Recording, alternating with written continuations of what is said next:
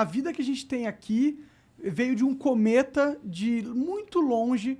Ele pegou um organismo que consegue sobreviver em condições super absurdas.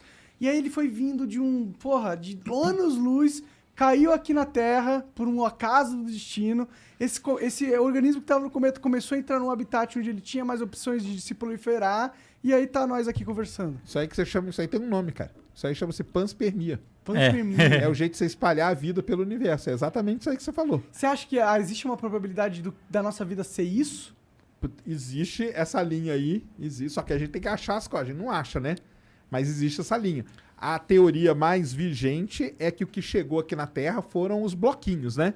Então chegou ali um aminoácido, chegou ali uma proteína, chegou ali uns compostos orgânicos, e aqui teve as condições para isso se juntar, aí formou uma parede celular, aí ali dentro desenvolveu alguma coisa dentro da célula. Mas esses compostos orgânicos, eles foram formados em lugares que tinham vida. Não necessariamente. Não, porque composto orgânico, né, cara? Então você pega fósforo, potássio, nitrogênio, oxigênio, mistura essas coisas de uma certa maneira, no ambiente certo, com a temperatura certa e tudo, que aí é onde entra a Terra. A Terra foi o lugar aonde essas condições surgiram. Você misturou isso, pronto, surgiu a primeira célula. Surgiu a primeira, cara, acabou. Aí vem embora. Isso puta cagada, louco, uma puta cagada. A puta cagada foi boa. Mas é engraçado que nesse universo existia a possibilidade dessa puta cagada. Isso é engraçado. Será que existia? Bom, existia, tanto que a gente tá aqui. Não, a gente. Em outro lugar, será que existe? Eu acredito que sim, mas você é meio pessimista nesse sentido, né? Não sou pessimista, é que pra mim não tem. Não, a microbiana, sim. É porque, cara, eu fico pensando, o universo é tão grande, a gente nem consegue observar ele inteiro, entendeu? Não, sim. E a gente não tem nem noção do que a energia que a gente observa do universo significa. 95% da energia a gente não faz ideia do que Mas aí vem a outra coisa, isso é absurdo cara. Pra mim.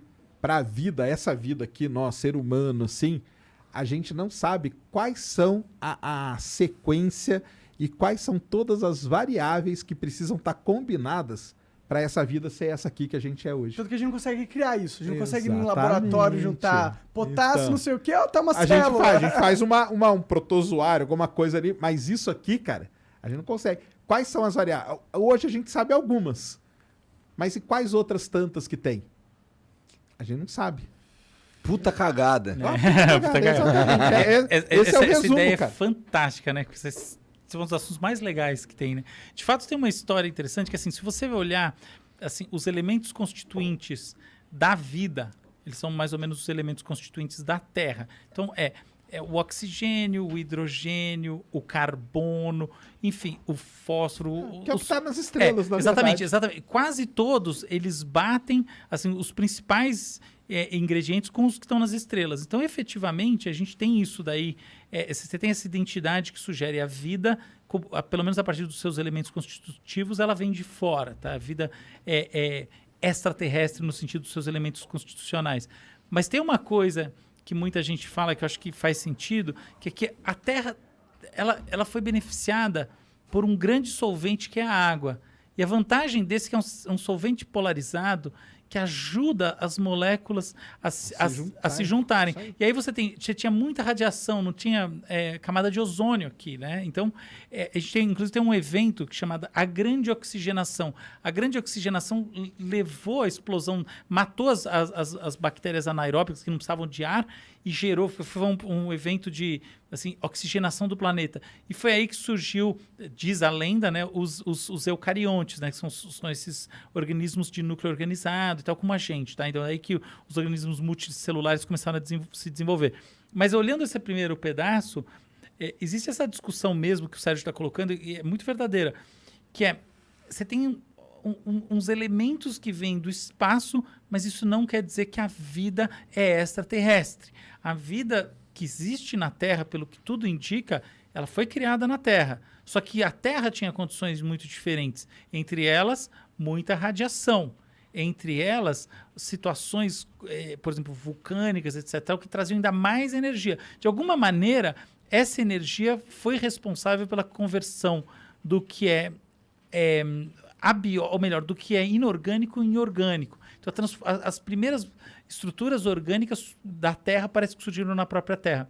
Tem uma coisa interessante, tem um cara que ficou até bastante famoso, chamado Craig Venter. Já ouviu falar de Craig Venter? O Craig Venter é um cientista, entre vários outros, que criou a vida, muito entre aspas. E como o Sérgio falou, não é a vida como a gente, mas efetivamente fez experimentos com sistemas que são inorgânicos, gerando através de energia, uma coisa muito controlada, muito simplificada, muito artificial, mas efetivamente compostos orgânicos com capacidade reprodutiva. Porque a gente precisa de duas coisas para ter vida, né? A gente precisa, primeiro, que ela se instaure, segundo, que ela se perpetue.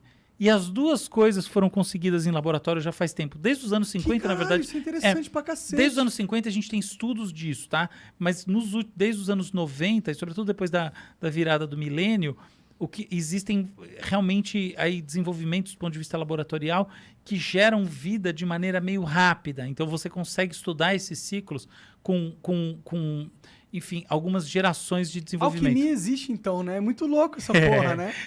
E o que é legal pensar... Homúnculos. Olha que interessante essa ideia. Quando eu vejo essas coisas, um negócio que me deixa assim, muito fascinado é o seguinte, beleza, então tá bom, então eu crio essas estruturas orgânicas, que basicamente quer dizer que ela tem carbono e ela, enfim, ela é auto-organizada, né? E ela se reproduz, ou melhor, ela gera gerações, tá? Então, ótimo. Mas para pensar uma coisa, eu ponho essas gerações no mundo e eu ponho pressões nesse mundo, tá? Então, por exemplo, eu vou reduzir um determinado elemento no ambiente. É bem possível que as coisas sigam por um determinado caminho. Quer dizer que essas pressões estão fazendo efeito. Que quer dizer que a evolução está fazendo efeito. Que quer dizer que a evolução vale mesmo nesses ambientes artificiais. E a evolução não tem uma mão em cima dela. Ela é uma evolução por seleção natural. Que quer dizer que a seleção natural e a evolução como um todo precedem a vida. Para pensar isso. Não é a Isso vida é que... Isso é a louco. vida não instaura a evolução. A evolução é um princípio que quando a vida está lá... Acontece. Então Mas não sabe... isso é um argumento que vai de encontro com talvez o pessimismo do Sérgio. Ao encontro. Ao encontro. Ele concorda. Lógico. Na verdade, porque eu acho que de encontro, porque se um cara no laboratório consegue criar uma vida, quer dizer que criar uma vida não é tão difícil assim. Não, mas a vida, essa vida aí É porque é uma simples e vida... tal, tá por isso que é... isso aí tá ao tranquilo, encontro. Infinitos planetas. Não, mas é que o grande Mas aí que filtro... tá, mas calma, aí que a não é chance- infinitos, cara. mas é E não é prática, só isso. Carlos. Você tem o chamado grande filtro que ele falou, que é o seguinte. Existe uma razão... Tem um cara chamado Fermi que estava um dia discutindo num refeitório e falou assim, porra, já que tem tantos planetas e criar a vida surgiu Ele fez aqui... essa pergunta aí. de maneira relativamente... Se os planetas são infinitos, cadê todo mundo? Falou, o melhor conversador do mundo Cadê definiu. todo mundo? Mas você não argumenta que a vida como a nossa, dada a nossa complexidade, você não argumenta que é possível que já tenha existido em outros planetas. Você argumenta que isso é possível. A nossa tipo Possível, de porém não complexidade. provável. Essa é a questão. É porque, tipo, a gente ainda não passou por esse filtro, entendeu? Então, em teoria, é possível Isso. que Em teoria, não. alguns É possível e ponto. Você tem razão. É possível que alguns planetas, vida da mesma complexidade como a nossa, possa ter sido desenvolvido. Mas nunca ter passado por esse filtro. Não, o filtro... Ou mesmo que ele tenha passado, ele pode ter um outro filtro. Que é o filtro de... ele sobreviveu, mas e comunicar-se? Será que é possível dentro do nosso universo? A gente não sabe. Será que é possível você ir além da velocidade da luz? Porque se ele estiver num local que está... Não, além da velocidade da luz, parece que é difícil. Então, mas se ele estiver num lugar onde a velocidade da luz nunca vai alcançar aqui, e aí? E se essa super civilização se desenvolveu num lugar onde eles nunca vão conseguir se comunicar com a gente? Também é possível. Estaria de acordo com o filtro. Sim. É verdade o que você está dizendo. Eu prefiro ver da seguinte maneira. Parece que a formação de organismos maiores, mais complexos, ela tem uma dificuldade a mais. Tá? Nesse ponto eu concordo com o Sérgio, porque na verdade é meio consenso aí. É assim, existe um salto, que é um salto foda, que é você criar sistemas biológicos que progridem, tá? Que se estendem através das gerações. Isso é uma coisa absurda, mas não é que Craig Venter e qualquer outro cientista é Deus. Isso é uma coisinha. Existe uma outra coisa que é como é que eu gero aquilo que nós entendemos como vida, que é uma outra coisa.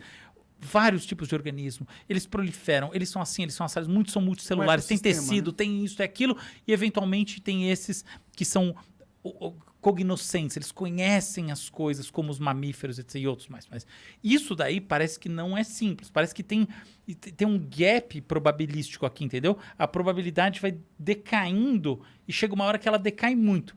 Uma coisa interessante de pensar, todo mundo pensa isso de um ponto de vista muito da biologia do cosmos mesmo, mas tem um outro aspecto que é realmente psicológico, que é assim, talvez o grande problema seja justamente essa maneira como a gente tem de pensar as coisas. Porque, veja bem, o ser humano quer dominar a galáxia. Agora imagina que um outro organismo surge em qualquer lugar e ele quer dominar a galáxia. Mas ele vai se matar lá mesmo, igual provavelmente os seres humanos, e vai acabar o planeta deles também, igual provavelmente os seres humanos. Então, esse é um argumento absolutamente secundário, tá? O primário, 99,99%, é esse que foi colocado antes, e eu concordo inteiramente com o que o Sérgio falou, e é isso aí, tá? Então existe um grande filtro probabilístico que vai do procarionte, tá? Daquela célula não sem núcleo organizado, até essas estruturas complexas, eucariontes, o ser humano.